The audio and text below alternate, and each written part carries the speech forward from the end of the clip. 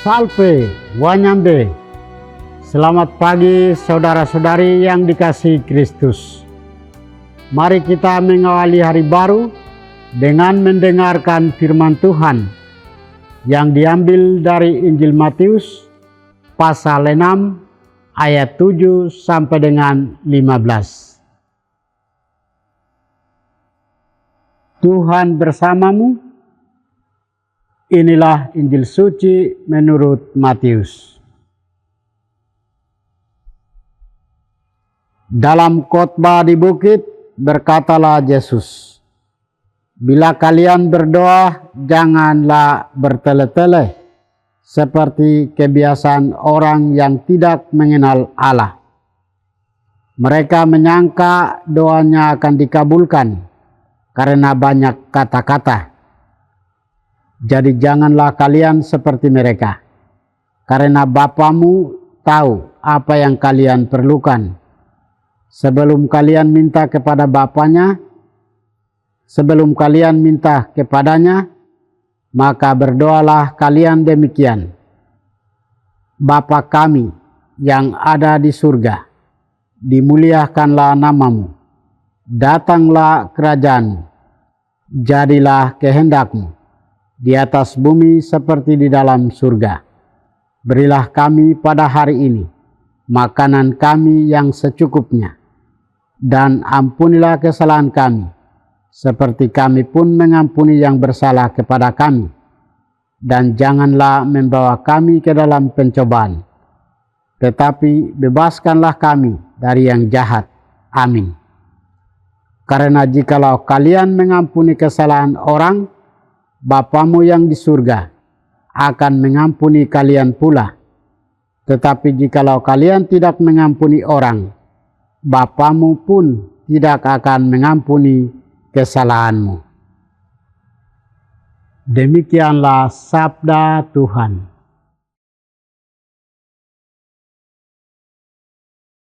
Saudara-saudari yang dikasihi Kristus, tema kita hari ini adalah doa Bapa kami, sang sumber dari segala doa. Dalam bacaan Injil hari ini, Yesus mengajarkan kepada para muridnya dan kepada kita tentang bagaimana berdoa yang benar. Berdoa yang benar dapat diukur dari kerendahan hati, ketekunan, kesetiaan, dan penyerahan diri yang total.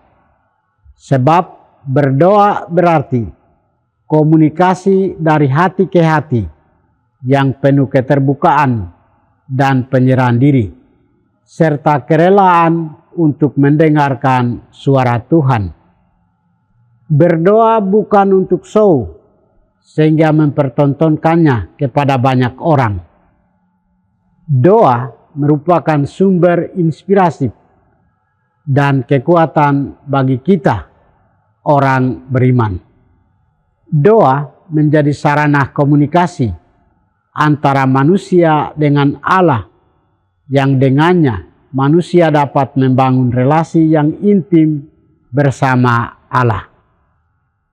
Yesus dalam pengajarannya menekankan tentang pentingnya doa yang tulus dan sederhana, yang dilakukan sebagai ungkapan pengabdian kepada Allah, bukan menarik perhatian manusia.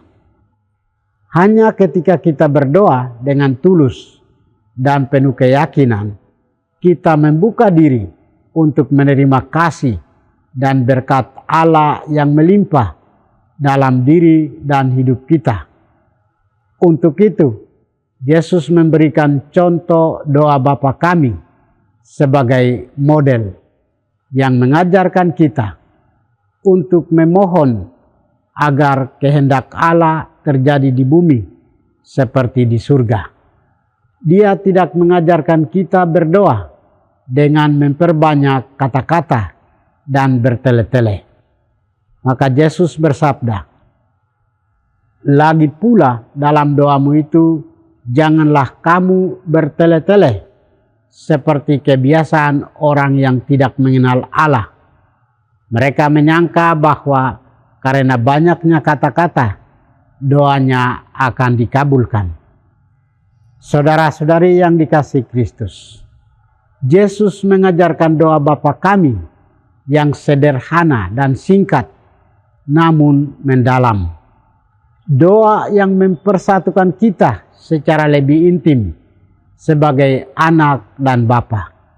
Doa yang mengangkat keluhuran dan kemuliaan Bapa yang agung.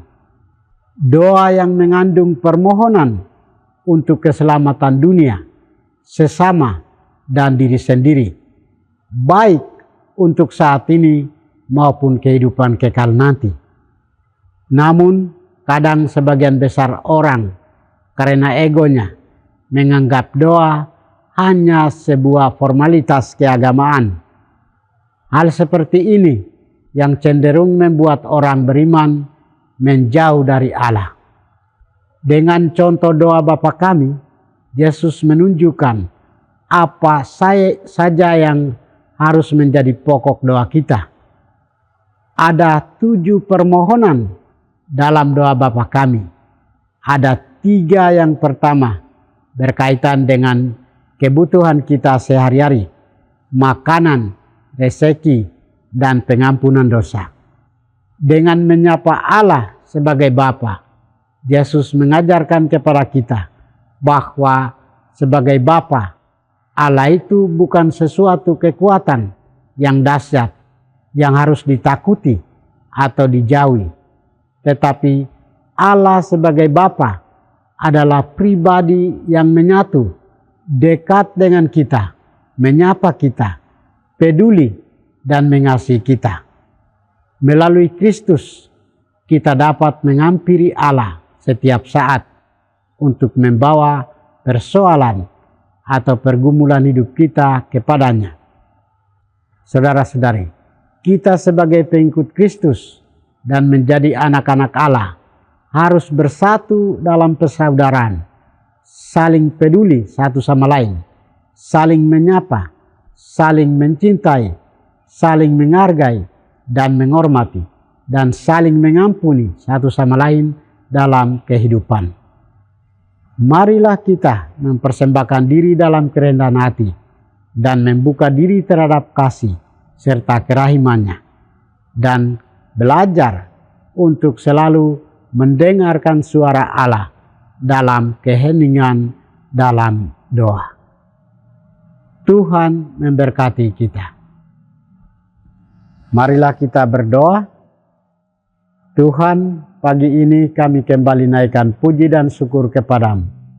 Terima kasih sudah menjaga kami saat kami tidur maupun bangun. Terima kasih untuk udara sejuk dan segar pagi ini. Kami mohon, bukalah mata hati kami, agar kami mampu memandang kemurahan dan karya-Mu. Mampukan kami untuk memuji dan memuliakan-Mu melalui pekerjaan dan pelayanan kami hari ini. Bukalah hati kami, agar kami menyadari kesalahan kami dan bertobat. Semoga dengan rendah hati, kami menerima rahmat-Mu yang tinggal dalam hati kami. Kristus terang dunia, berkatilah keluarga kami. Jadikanlah kami alat kasih-Mu, dan pantaskanlah kami menjadi hamba-Mu yang setia. Demi Kristus Tuhan dan pengantara kami. Tuhan bersamamu.